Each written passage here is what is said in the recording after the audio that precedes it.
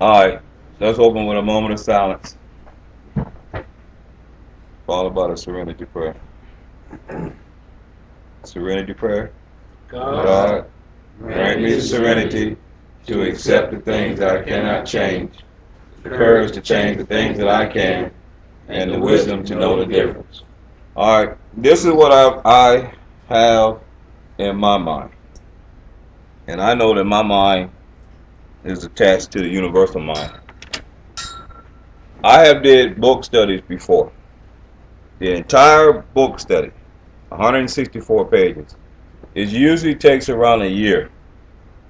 So even though we have a program or something like that, if you leave, I highly suggest you to stay with the book study. The book study will change your entire life. Well, what I do is I break it down. We'll read. We have one reader. Who's a good reader? Where's Willie at? Oh, you can't read because you got a bad tooth. Huh? All right. We don't want nobody who can't read now. I didn't say. I ain't. No, you can't take turns. I want one consistent reader through this group tonight. Then next week we can switch people, but we don't want everybody reading because I don't want no mispronounced words and all that. You want to read? All right, all that inconsistency. I'm not saying. Yeah, I'm not saying that. It has to be perfect. It has to be perfect. But it need to be close to it. No, I don't want no stuttering and I don't know what the word is and the whole group got to say the word for you. No, I don't want none of that. No, this is not what this is about. Yeah, phones off. So what we're going to do, my thing is that it's a commitment, y'all. It's a commitment. You're going to learn a lot. This is not the fellowship of Alcoholics Anonymous or Narcotics Anonymous. This is not the fellowship in here. This is a book study. You ever been to a book study? Well, you really in a book study. It's not open discussion. I'm going to teach. Then if you got a question, write it down on your paper. And then at the end, we'll have a Q&A, question and answers. You know what I'm trying to say? At the end. And the questions should be in the flavor of what we're studying right now. If we're studying about, let's say, the disease of addiction, don't be talking about your job, because we're just going to do this. That makes sense? Stay in the group. Stay where we at. Most of the time, if you just listen and learn, the question that's in your mind will be answered in the study. All right? But what we're really going to do is we're going to get good at this. I'm recording the thing because I see that in the treatment centers but me working here and with 20 years clean and sober, I see a gap in the information and the knowledge for people that stay clean and sober. I got guys that come to this program with 8 years clean, 8 treatments, 6 treatments, 5 treatments, 10 treatment centers, and don't have no clue about the disease of addiction. Have no clue about the disease concept. So that means the treatment centers don't have no clue about the disease of addictions. So there's a gap. My goal is to make this tape so we can give it to those treatment centers. We can say, hey, look, take this tape. You have in your group. You don't need nobody. Just pop the tape in and let them sit there and look at it. You don't understand what I'm saying? So we're doing this as a collective group. This energy is going to be into this tape. We're going to have a series of them. It's only an hour long, but it's a commitment at the same time. You guys are learning. And we're going to put a little bit on YouTube. It's going to go digital. We're going to put it on iTunes. We're going to put it on Facebook.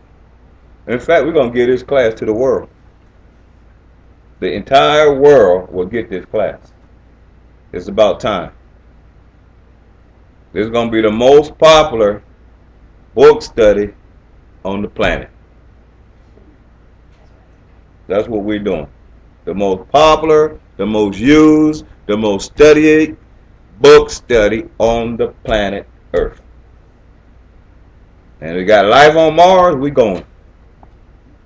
That's my desire. That's my dharma. There's no limits on this. And you'll see when that's just in alignment with the will of this group. Bill Wilson them had that same vision. It's in here. They had the same vision. Alright, so what we're going to do is I'm going to go ahead and start the book study. Anybody got any questions on that? Is that phone on the D&D? Yeah, he put it on there. Alright. Alright, y'all ready? Hello family, my name is Robert, and I am Robert B., and I am a real alcoholic. Hey, Robert. It's a group now, you can do what you need to do. Alright, what I want to do is I'm going to start this series on a book study, the Alcoholics Anonymous book. And what we're going to do is, this is going to be a year course. Now I say practically a year course, so it's going to take some commitment. And for you people who are at home or in treatment centers, it's going to take your commitment also. So what I want to do is just go through the tools that you need every time you come to one of these classes. Alright? You're going to need your AA book. You will need a dictionary. You're going to need some type of a folder. You're going to need a pen and a highlighter. Those are the tools for this study. Okay? There's a reason that you need it because it's kind of academic. And what I mean by academic, we're going to be studying just like this is a classroom environment. This is not a fellowship where you're doing a lot of sharing. We're in a classroom academic environment, so we're going to read the book, and at the same time, we're going to break down paragraph by paragraph. We're only going to do one paragraph at a time. So if you're the designated reader, I need you to please stop at the end of a paragraph. I'll go back over it, and then we will go sentence by sentence. Sometimes we're going to go word by word. But we will get through. And it's not a lot of information. You might do 5 pages in an hour, sometimes 10 pages in an hour. But I guarantee you want to do a whole chapter. So everybody ready?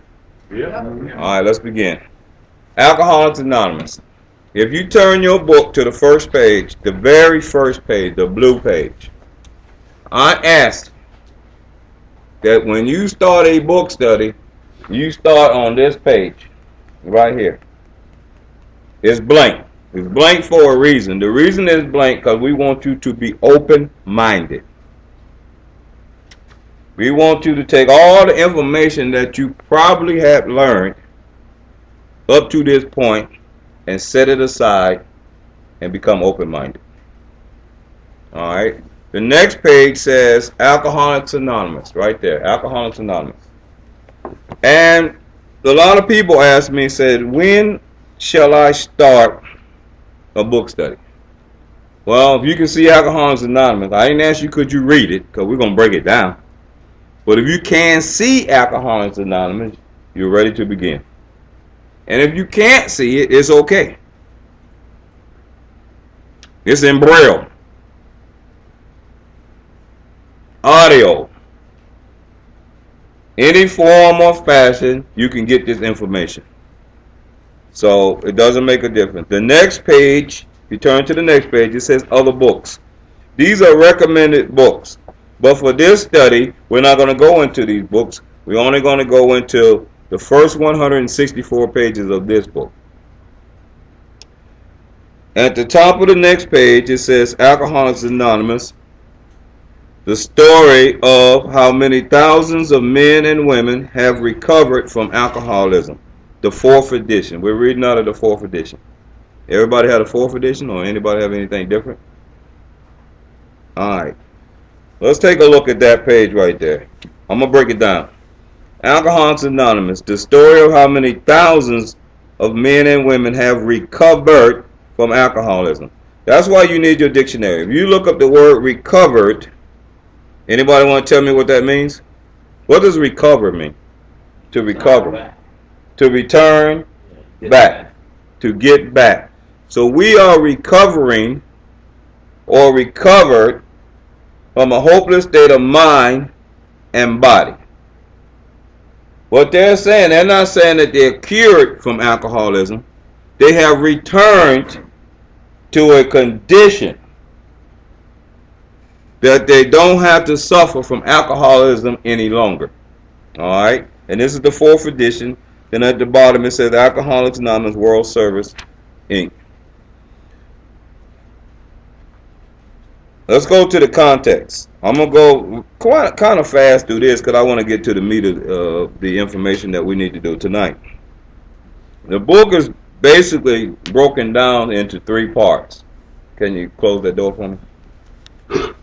The first part of the book is the program of recovery, and that's the first 164 pages. Then the next part of the book, toward the rear of the book, after the first 164 pages, we have personal stories. And then at the end, we have the appendixes. So this is just some general information you need to know. So the book is like in 3 parts.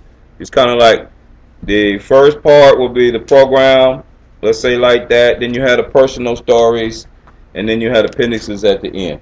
Everybody got that? All right, so we're going to skip all the way through that, and we're going to go to the preface. And then, Wayne, this is where you're going to read tonight. You're going to go 1 paragraph at a time. Everybody on that page? If you're not, let me know. Huh? It's not even on page 1. It's the preface. Yeah. Go ahead.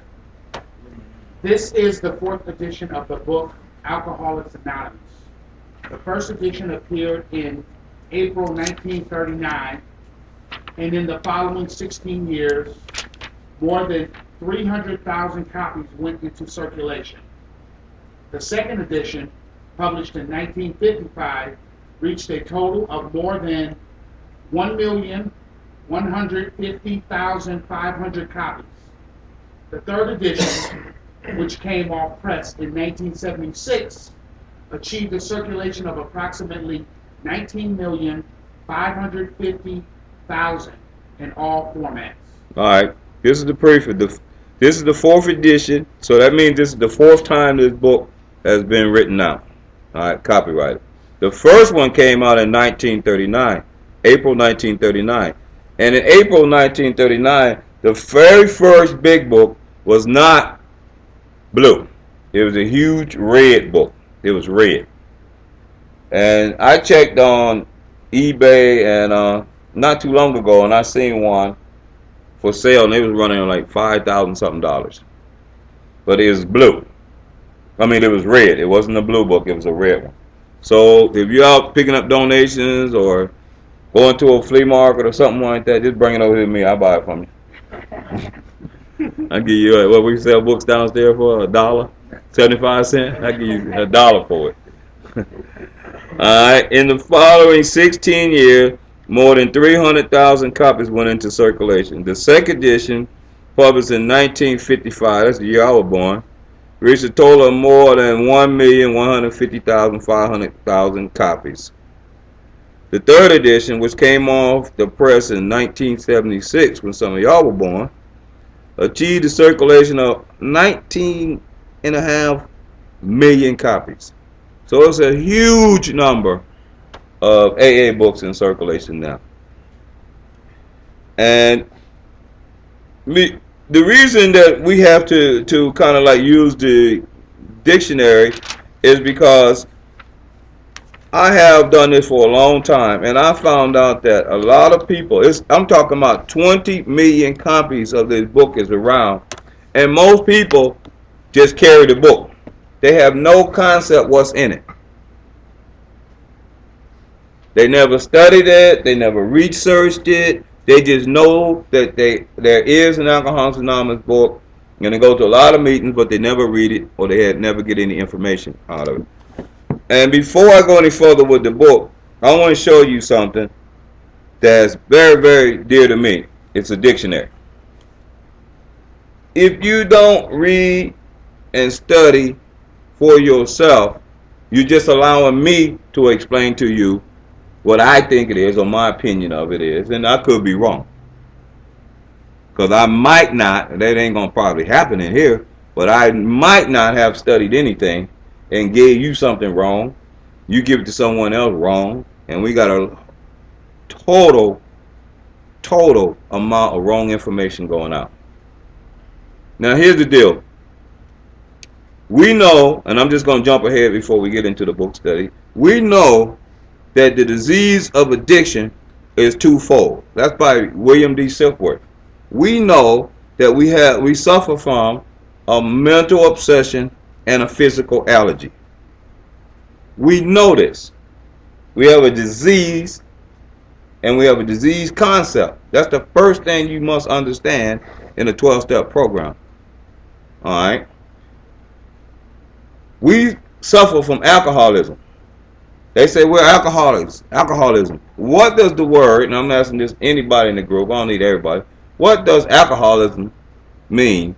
Or what's the definition of alcoholism in a dictionary?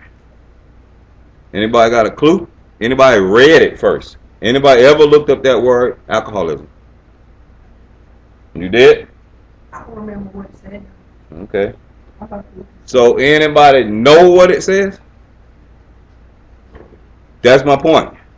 Aren't we all alcoholics? Yeah. But not one of us know what alcoholism means. Now, didn't they say we insane? Right. That's insanity.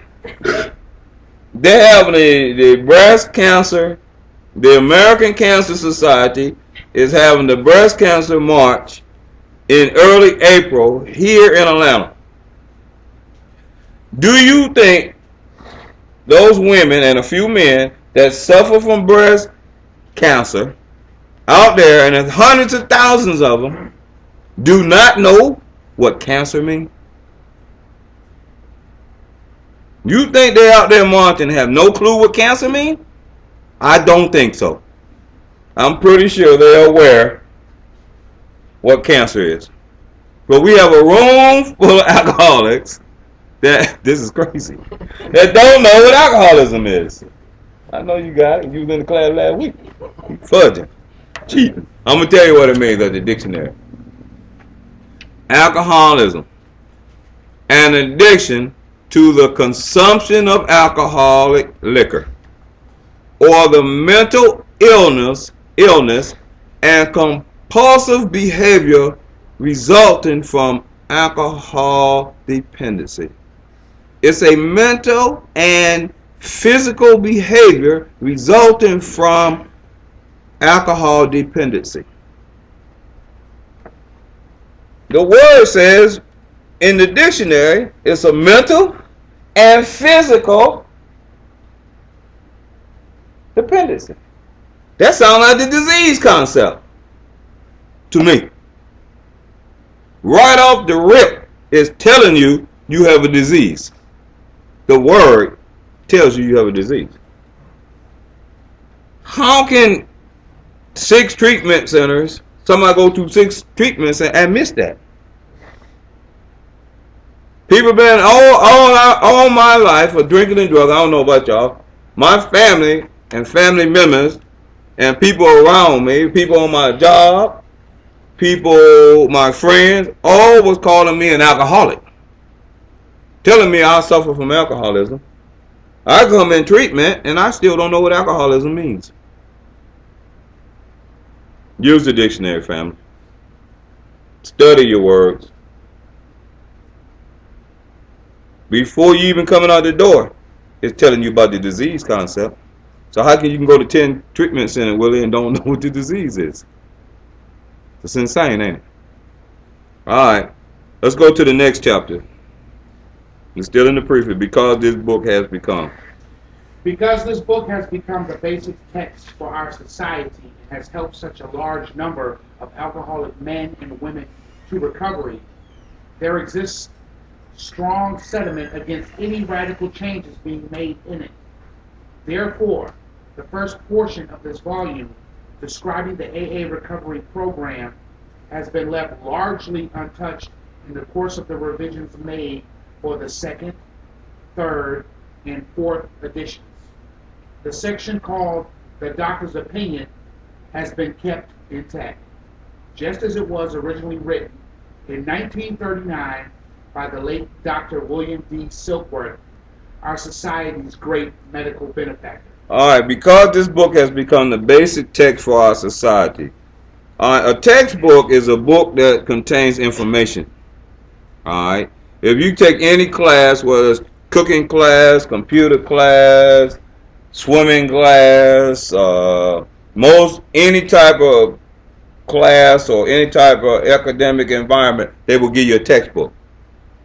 The textbook usually has all the information you need for that subject that you're taking. And all you're doing really is someone put the information into a book, and you're taking the information and downloading it into your life or into your mind. So this right here is the information that we need to keep us clean and sober. It has been written by the people that started the program, the 100 men and women that started the program, and they put it in here and they download it so we can get it and we can take the same principles and stay clean and sober. And what we're doing, we're going to download it into the DVDs and into the digital system and pass it out to the world so people can stay clean and sober. We're doing the same thing. We're going to download this information. All right? And this is our textbook for our society. Society is a group of men and women with the same common interests. So for us, it's the females and males that suffer from alcoholism, right? So we have a common problem and a common solution. So that's our fellowship. That's what society means. All right? And it says that, and has helped such a large number of alcoholic men and women to recovery. There exists strong sentiment, right, against any radical changes being made in it. What they're saying right here is that this book that we have as a textbook, we don't want no radical changes being made to it. If it works, don't fix it. Leave it alone. It's not broke. Alright?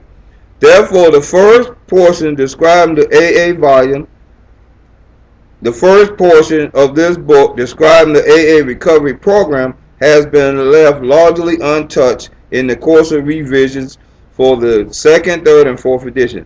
Now, what I want to touch on right here is that two things in this paragraph that's very important. AA has, or is in two parts. It's the fellowship and the program.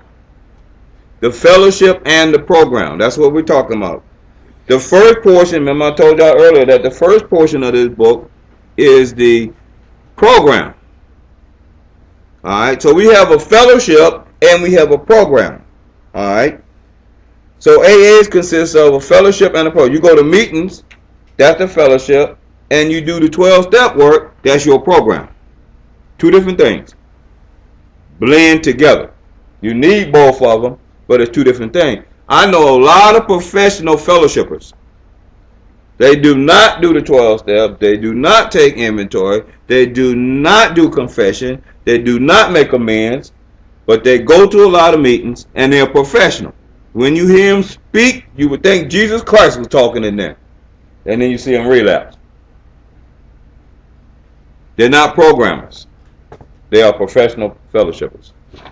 Programmers go to meetings, learn these 12 steps, read this book, turn around and teach other people this book and how to stay clean and sober through the 12 steps. Those are programmers. When they say stick with the winners, they're talking about sticking with people who actually really do the 12 steps. Not professional fellowshippers. Everybody understand that? Yeah. All right. So they're saying that the recovery program has been left largely untouched in the course of revision made for the second, third, and fourth edition. The section called The Doctor's Opinion, that has the disease concept by William D. Silkworth, has been kept intact just as it was originally written in 1939 by the late Dr. William D. Silkworth, our societies or our fellowships, great medical benefactor, somebody who gave us information, somebody who supports our society, gave us the disease concept. All right, go ahead on, Wayne. The second edition added the appendices the 12 traditions, and the directions for getting in touch with AA. But the chief change was in the section of personal stories, which was expanded to reflect the fellowship's growth. Bill's story, Dr. Bob's Nightmare, and one other personal history from the first edition were retained intact. 3 were edited, and one of these was retitled. New versions of 2 stories were written with new titles. 30 completely new stories were added, and the story section was divided into 3 parts under the same heading that are used now. Keep reading. In the 3rd edition, Part 1, Pioneers of AA, was left unchanged. 9 of the stories in Part 2, They Stopped in Time, were carried over from the 2nd edition. 8 new stories were added. In Part 3, They Lost Nearly All. 8 stories were retained. 5 new ones were added. This 4th edition includes the 12 concepts for world service and revises the 3 sections of personal stories as follows. 1 new story has been added to Part 1, and 2 that originally appeared in Part 3 have been repositioned there. 6 stories have been deleted. 6 of the stories in Part 2 have been carried over. 11 new ones have been added, and 11 taken out. Part 3 now includes 12 new stories. 8 were removed, in addition to the 2 that were transferred to Part 1. All changes... Let's stop right there. I'm glad and thankful that they kept the program intact in Dr. Silkworth. Because all this adding and subtracting and deleting and putting in and taking out and skipping all over the world, that's great information. But it will lose me. It lost me in the 3 paragraphs. So I'm just going to stick with the program. If I want to go back and read a story, fine. If I want to go and read some of the appendices, fine. Only thing that could do is improve me. But I'm not going to be able to follow that. That program there in the last 3 paragraphs, I won't be able to do. But I can do the one that hadn't changed. That make sense? Yeah. All right, do the next last one. All changes made. All changes made over the years in the Big Book, AA members' fond nickname for this volume, have had the same purpose: to represent the current members of Alcoholics Anonymous more accurately and thereby to reach more alcoholics. If you have a drinking problem, we hope that you may pause in reading one of the 42 personal stories and think, yes, that happened to me. Or, more important, yes, I felt like that. Or, most important, yes, I believe this program will work for me. All right, let's go over that paragraph. All changes made over the years of the Big Book, AA's members' fond nickname for this volume, have had the same purpose, and the purpose is to represent the current membership of Alcoholics Anonymous more accurately, and thereby to reach more addicts or alcoholics. So when they were making those changes, to put it in perspective, they were just going along with life. As people, as AA start getting older and older and older and reaching more and more population, they be finding more and more type of alcoholics that need help. So they was taking the changes in the stories that affected the times that was going on, and they was keeping up current with what's going on in the world, and that's fine, and I'm grateful for that. Well, here's what I want to get to. If you have a drinking problem, that's us. We hope that you pause and read in one of the 42 personal stories and think. Well, they knew we weren't going to pause and read anything, so they just took Bill's story and put it up front. So they know you ain't going to go to the back of nothing. You ain't going to go too far in the front. So they went on and stuck it up front for you. All right. And I say this often because I don't want nobody to take this as and kind of like look at it outside of your own life. Put yourself in this book. Put yourself in these pages. Allow these pages to miraculously come into your life and become you. Become the big book. Live the big book. Download it so well it is you. Technically, I don't need the book right in front of me to give a big book class. I can hear what you're reading and share on it. I've been doing it so long, it's downloaded in me. It's in my mind. See, what people don't understand, for me, this is my dharma. I have been blessed. This is what I was born to do, is to teach alcoholics and addicts how to stay clean and sober. This is my dharma. This is my gift from God. It's a blessing for me. I was doing, starting to do a little video not too long ago, and one of the guys that work up here, he was saying like, when we're just experimenting, and I was doing a disease concept, and he's going to give me some information on how to, talk, I guess, or how to present the disease concept. So he says like, well, when you mess up or you get ready to make a mistake, just say cut. I said, what are you talking about?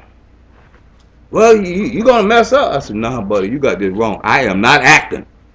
I'm not Denzel and got a script on the side and becoming someone else. That's not what I'm doing. This is who I am. This is me. When I open up my mouth to do a book study, ain't nothing coming out but God. You don't cut God. You can put the camera to the left. You can put the light brighter. And you can shine it on my toes. I don't care. I'm going to keep on doing what I do. This is who I am. This is not an act. That makes sense, y'all? Yeah. He thought I was performing. He got it twisted. All right. So it says, and so I want you to live like that. I want you to download this stuff. Make it you. If you want to stay clean and sober, become the big book. They say big book thumpers, then that's what I am. I'm proud to be a thumper. Either you thump a big book or you thump a drink. Whatever way you look at it. You don't have that many choices. If I was to drink, I'd die. Yes, that happened to me, or more important, yes, I felt like that, or most important, yes, I believe this program can work for me too. All right, let's go to the first edition. Forward to the first edition. This is the foreword as it appeared in the first printing of the first edition in 1939. We of Alcoholics Anonymous are more than 100 men and women who have recovered from a seemingly hopeless state of mind and body. To show other alcoholics precisely how we have recovered is the main purpose of this book. For them, we hope these pages will prove so convincing that no further authentication will be necessary. We think this account of our experiences will help everyone to better understand the alcoholic. Many do not comprehend that the alcoholic is a very sick person. And besides, we are sure that our way of living has its advantages for all. All right, this is the foreword that came out in 1939, in the book that came out in 1939. We of Alcoholics Anonymous are more than 100 men and women who have recovered. Remember, returned back from a seemingly hopeless state of mind and body. There it is again. From that hopeless condition of my mind and my body. It's twofold. Our disease is twofold. It's mental and physical. Keep that in your consciousness. Mental and physical. I'd like to talk about hopeless for a few minutes.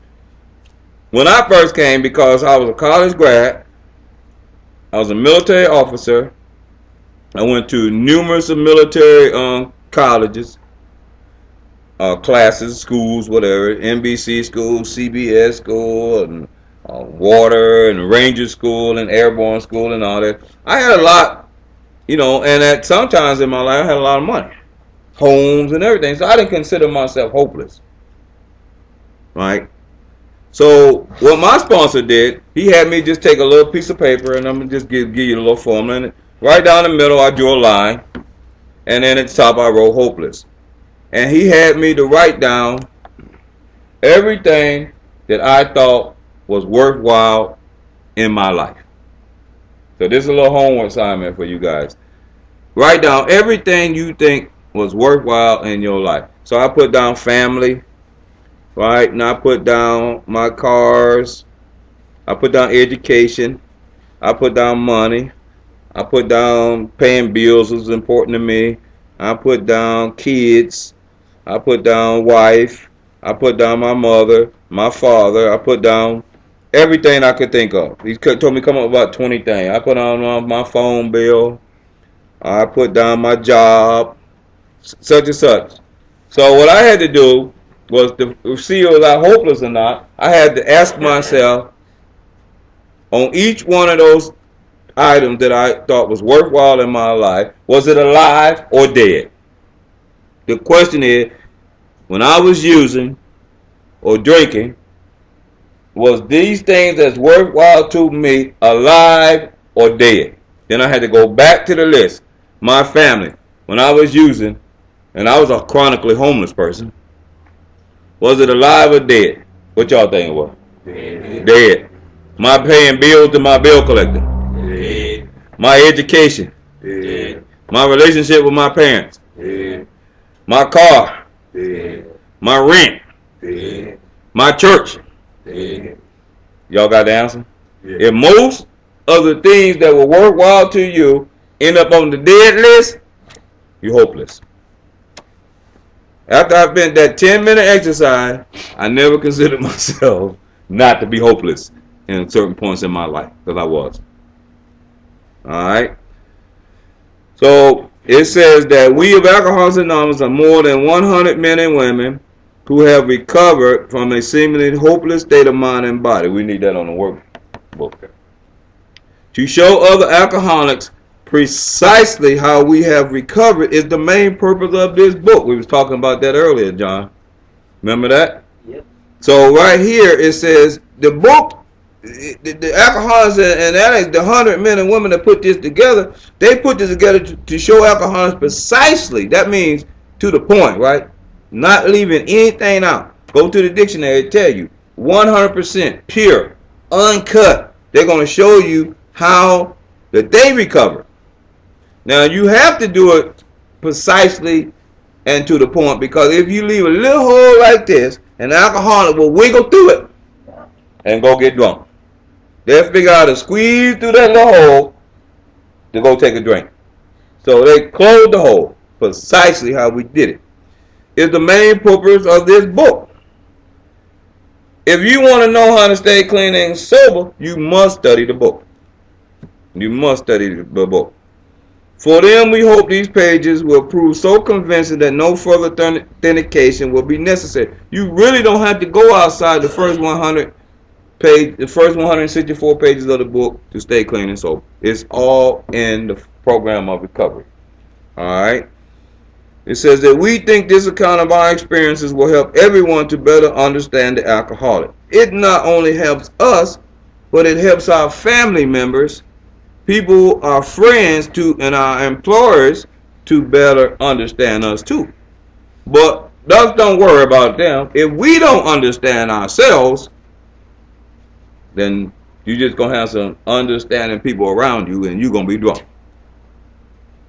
All right, and I had that experience. I used to teach this at another center, and there was a family group that used to be there, and then I was doing this study. When I was a little bit more active, as we start going and growing in here, things get funnier, and we get a little louder, and everybody start laughing, and all the jokes start coming out. It was kind of new tonight, but I used to, and I kind of got a little loud, so we were showing out in there. We were having fun.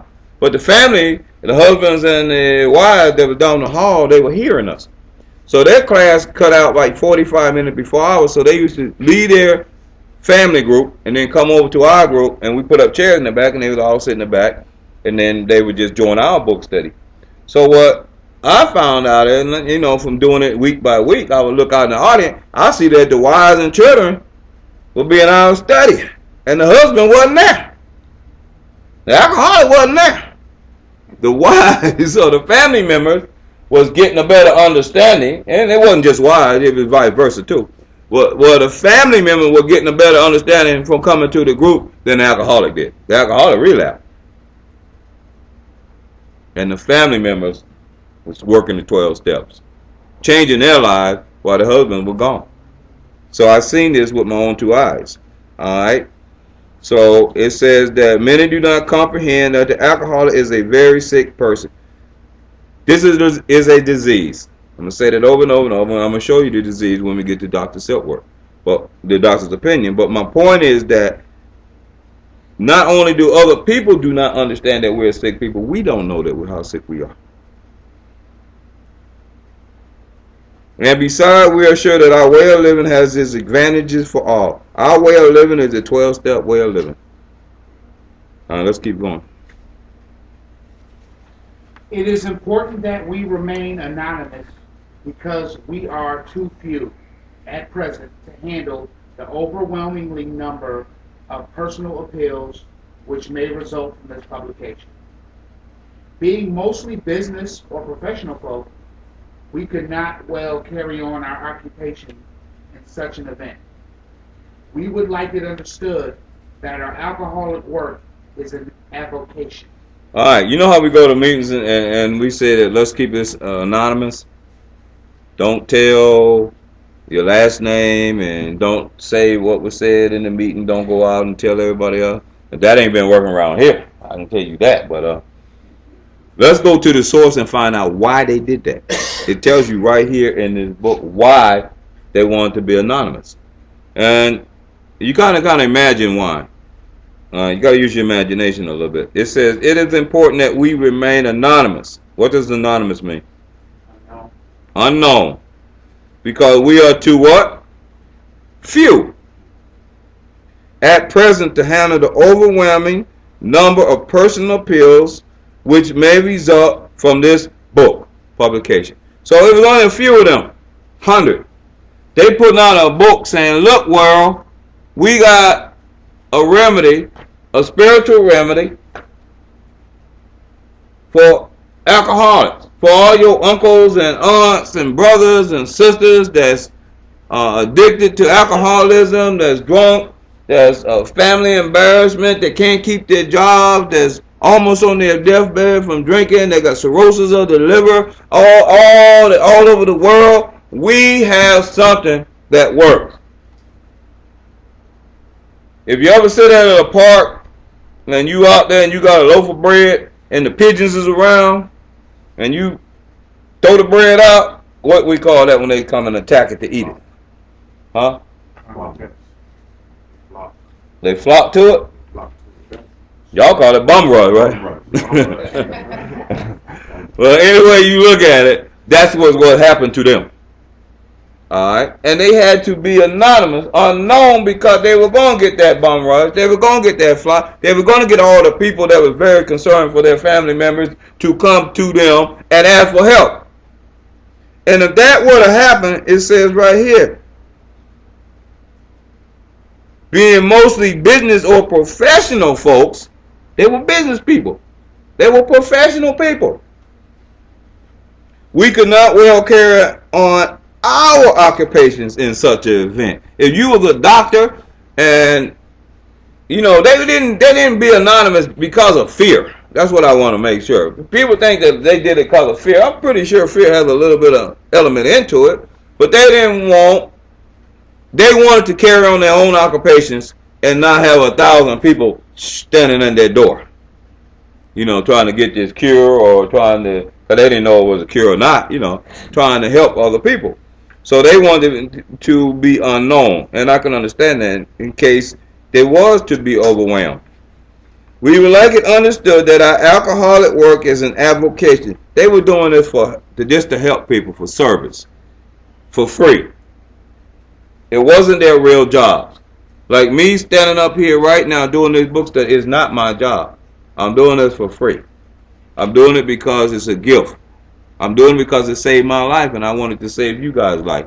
And I know that if you commit to this and you work the 12 steps from the information that you're going to get from this book, you will stay clean and sober. I have not seen one person relapse who did this study and did the book, right, Ken? Rarely have we seen a person fail who has thoroughly followed our path. We're talking about what you're doing now. What you're doing now is real. If you got another way and you tried another way and it ain't been this way, that's why you're sitting in here. This is it. You do it this way, you got it. Next paragraph.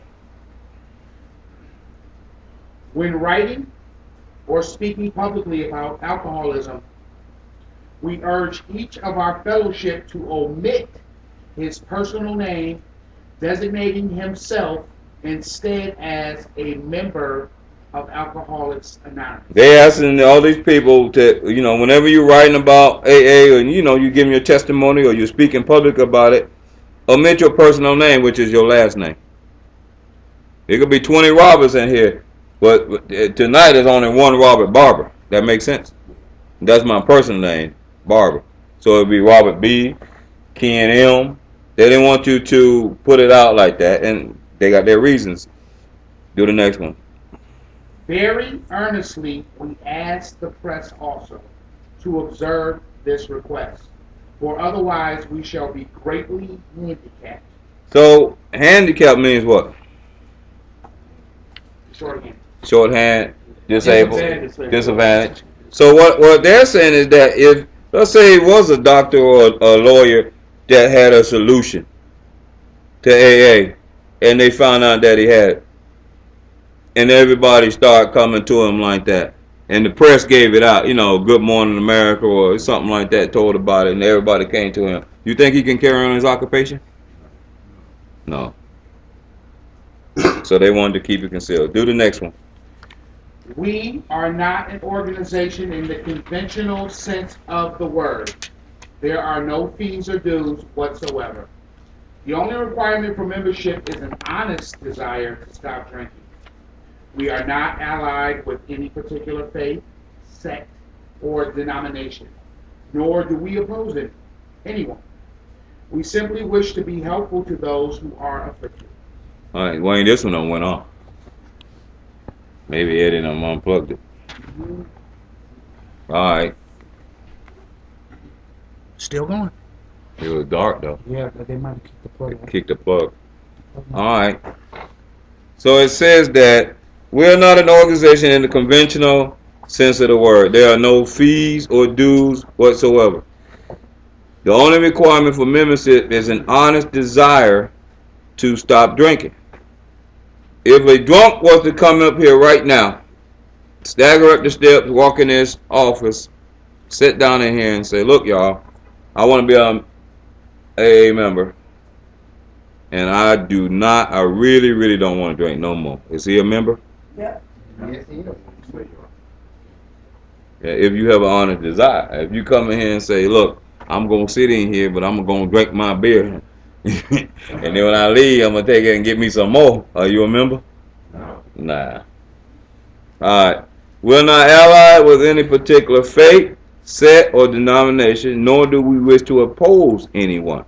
We're not a church, but we don't go against them either. Alright. We simply wish to be helpful to those who are afflicted. And that's all we're trying to do. We're going to learn this stuff, and we're going to be helpful to those who are afflicted. Alright, I'm going to read the last one. Next week, we're going to go to the second edition, because we run out of time. We shall be interested in hearing from those who are getting results from this book, and particularly from those who have commenced to work with other alcoholics. We should like to be helpful to such cases. Inquiry by scientific, medical, and religious societies will be welcome. Alcoholics Anonymous. And that's what I like to do here. As we start growing and you go out and you learn something, I would love for you to come back. Do a little paragraph or something and share that experience with the group. That's how we grow from experiences. Alright? You go out and you go to a meeting and you hear something or you share something, and don't be afraid to share. Go out to a meeting and you go to the fellowship and you hear something and it's in relationship with this. I want you to be able to bring it back and share. All right. The last 10 minutes we go into what I call Q&A, questions and answers. If anybody got any questions or anything that's related to what we discussed tonight, and this is going to be on tape. So if you got anything to say, you can go and say, but let's try to keep the profanity down, though. But I've been working hard to keep mine down. Okay. In the beginning. Say your name and then. My name is Robin. I'm not called. Hi, Robin. Hey. In the beginning, they were talking about recovery. They said it twice that the people recovered. And then you said recovered meant, what did you say what recovered meant? To return to restore.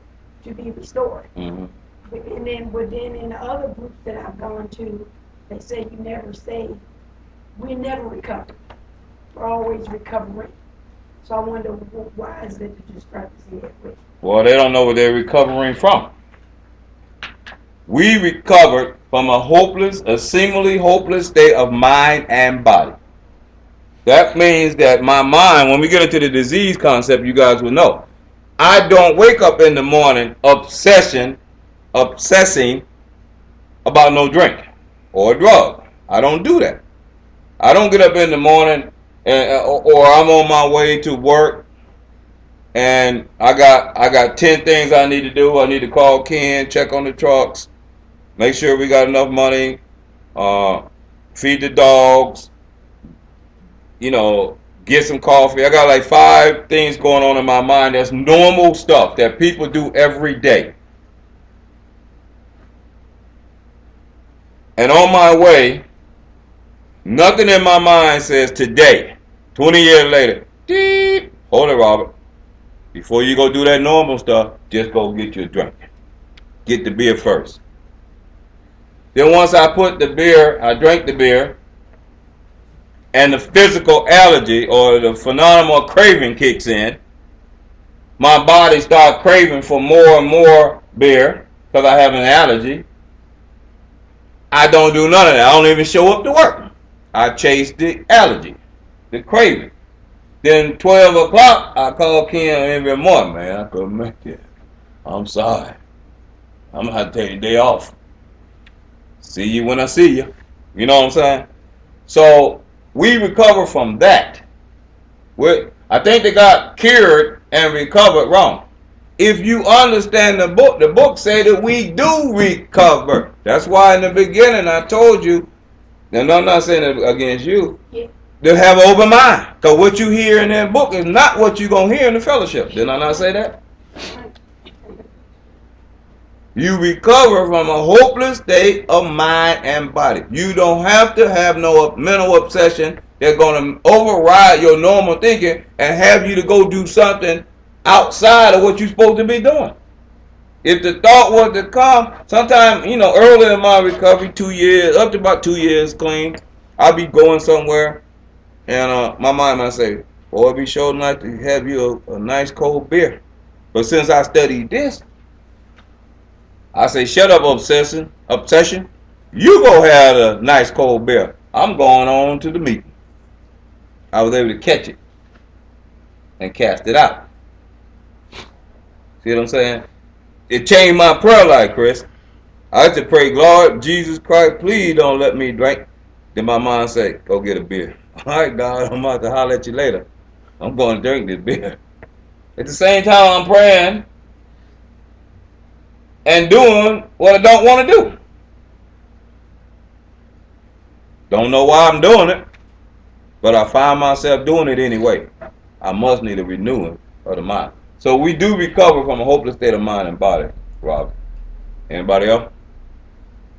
We're not cured, but we do recover. You don't have to have that obsession on. That's the miracle. Come on, I need some more questions. I got a question. Go ahead. Okay. Then or a comment. How's that? Okay. Then it says when writing or speaking publicly or whatever, you should designate yourself.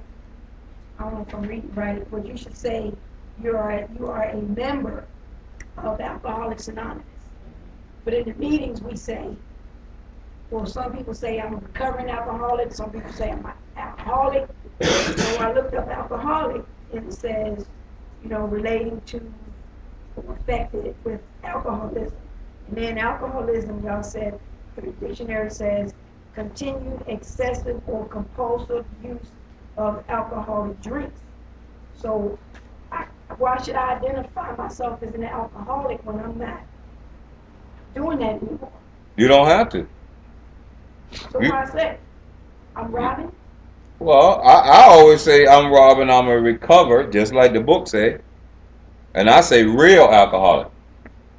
And there's a reason I say real alcoholic, because as you start studying in the book, when you get to the doctor's opinion in there, they got classifications of alcoholics. The one that fit me was the real one. You know, so I would say I'm a recovered real alcoholic. And I think we just do that in the fellowship to let them know that we are a member. For the first one day. Yeah, for somebody that's coming in and to identify with a group of people. That's nothing wrong with that, because it's a fellowship. In the fellowship, we do have the same common problem and the same common solution. That's what make our fellowship different from a lot of other people. If you have, like the book talks about, a shipwreck, you know what I'm saying? They have a shipwreck and the boat collide and the people get saved and you know, at the time of the shipwreck, everybody had the same common problem: sinking, dying, drowning. As they get saved, they go on to shore and they go on about their lives. It's over. They don't see them no more, or they just had that experience. They have a problem, but they don't have the solution. They go on about their life. Where in AA, we got the same kind of problem, but we got the same solution. The 12 step. So I might see somebody, I see you in the meetings, we're talking about problem, but if I see you 2 years from now, I know that you're in the solution, because you still clean and sober. So we got both. We've been kind of fortunate or blessed. So we have both. We got the fellowship with the problem and the solution. Even football players and stuff. I noticed that, because I have a couple of friends that play professional football. And after they lead a team or something like that, they just goners. They try to get them together, you know what I'm saying, Earl? Every once or twice a year or something like that. Most of them don't even show up. That's what I heard. I ain't never played professional football, but that's what I heard. Go ahead, Ron. And then we're going to do air, and then we have to cut it out. All right, go ahead. Okay, we don't have to cut said it was a threefold disease. I got mental and physical. What was up? Spiritual. Now, you jumping ahead. You said that. All right, go ahead. Go ahead, Aaron. I was going to ask you, do you think that they'll ever come up with a cure for the mental obsession part? Do I think so? No. Let me tell you why I think so. Because it's mental. It's mental. If they did come up, I don't know if you can cure it. Let's say, I don't know how you can stop that thought other than training yourself to do it. It's like, you know, like you go to the gym to work out and you train your muscles and change your muscles. You got to change your thinking. And I don't know. I don't know. I don't have the answer to that, okay? But I do know this. Where the thoughts originate is in your mind. You're telling yourself that. You don't need my help to tell you go drink. You're telling yourself to go drink. So I wouldn't know where to start. Right. I ain't telling kid go get high. Kid told himself he gonna go get high. So I don't know if you can take a pill for all of us. You know what I'm trying to say? To shut all of our mind down. You might get one person studying for 100 years and shut his mind down. But I don't know about the millions of other people. I misworded it, Rob. I was talking about the physical part that takes over after we put that mess in us. That where everybody else can go home and we can't. I'm going to tell you what the book said. The book said, once you have crossed that line, no human power can return you back to a normal condition of drinking. Once you cross the line. No human power. That's what the book said. That's my answer. I'm sticking to the book. Say like, you know, every day I get off work, I have to have 2 double deuces. The double deuces don't get me drunk, they get me tips. But I have to have them every day. Am I alcoholic? Yes. Because you said you had to have it. If you told me you could take it and leave it, I'll say you're probably a teetotaler or something like that. We got classifications that we're going to study. But you said you had to have it. So when we start going into the classifications in a week or so, then you will see who you really are. But I can guarantee you one thing, if you can hear my voice, you're a real alcoholic. Being that you have 20 years clean and you run the AA and NA program. Speaking publicly, what would be the most effective way to maybe persuade someone who's in denial that they are hopeless? I only know one way, Okay. and that's the disease concept. Whenever I go speak anywhere, I have to do the disease concept. And a lot of people have made mistakes about that, Travis. If you study Bill's story, and even the doctor's opinion, Dr. Silkworth, see, Bill got clean and sober. And what you see me reading this stuff is in me. Bill got clean and sober, and he tried to keep alcoholics clean. He had the spiritual awakening. He knew about the disease concept, and he knew about the steps. He got the steps from the Oxford group. So he had the 3 parts of the puzzle that I'm going to explain later on. So he went out to teach people how to stay clean and sober, but nobody was staying clean and sober. He was telling them about the spiritual experience and the spiritual stuff first, instead of the disease concept. Dr. Silkworth told Bill, the reason you cannot keep people clean and sober is because you're putting the cart in front of the horse. That's what we try to tell certain people up here, don't we, Ken? You putting the cart in front of the horse. You're putting the spiritual stuff in front of the problem. You got to teach people what their problem is first. What their problem is first. You go to a doctor, he gonna diagnose the problem first. He ain't gonna just look at your leg because you got a sore and cut your leg off and then take your leg over to the lab. You know, just the part that he done cut off. And say, that's what your problem is. But ain't nothing I can do about your leg because it's gone. They're gonna diagnose that leg while it's still on you. Find out what the problem was and then go to the solution, right? In here, what we want to do, we're going to cut the leg off first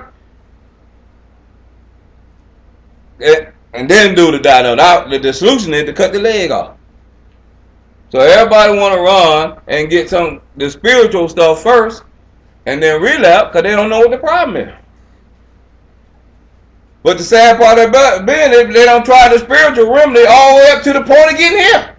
They don't try every church, every retreat, every mountain, every walk, every beach, every sunshine, every poetry book, all this stuff, spiritually, still drunk.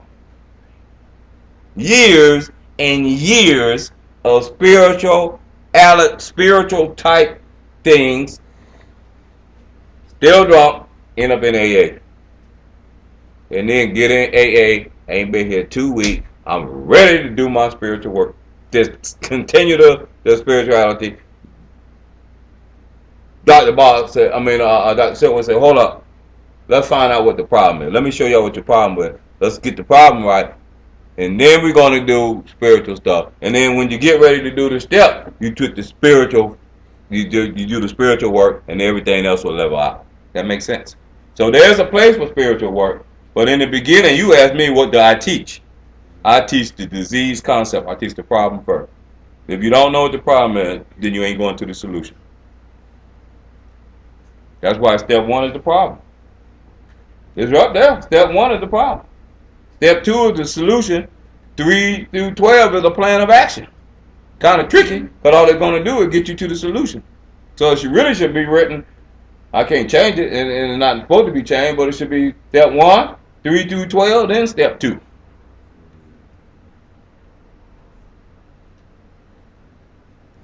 Wayne? You have mentioned that early on that the anonymity concept was because there was too few.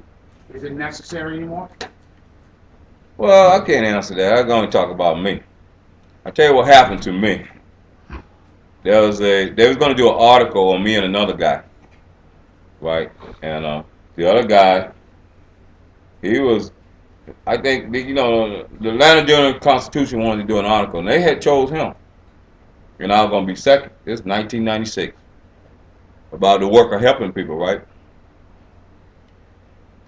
The writer for the newspaper came to me and asked could they do a story on the Atlanta Stepper Society and me and my wife and everything. And I said, well, yeah, sure.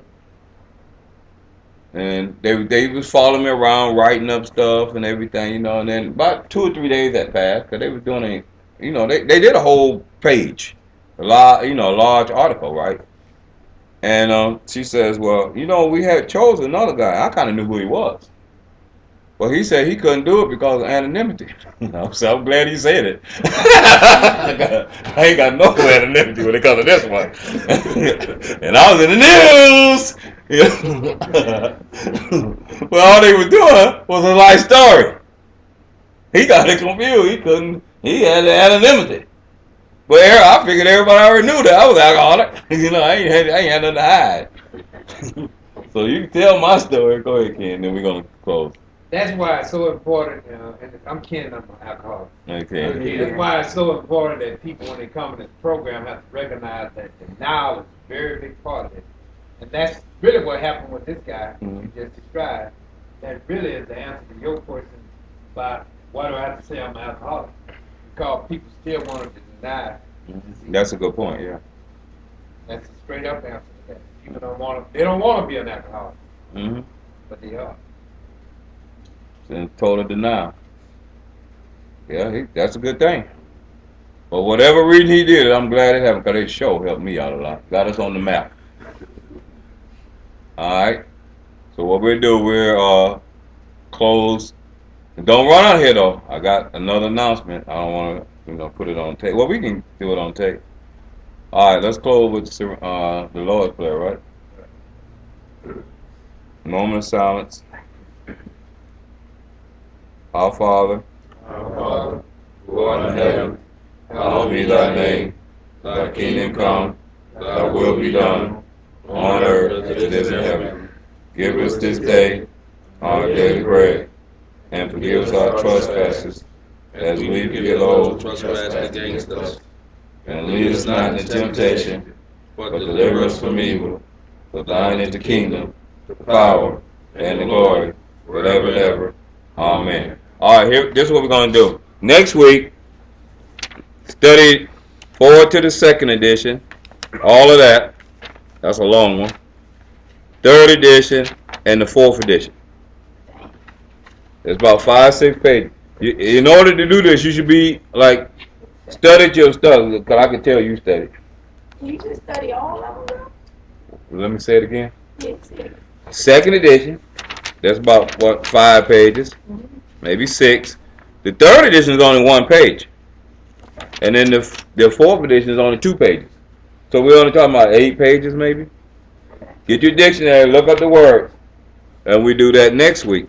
All right. So I want you to only thing I'm doing is kind of refreshing what you already done studied. That makes sense? So you don't want to be behind in the group. You don't want to be behind me. And as you guys say, as you read the stuff and everything, we can go a lot faster. All right. So study that.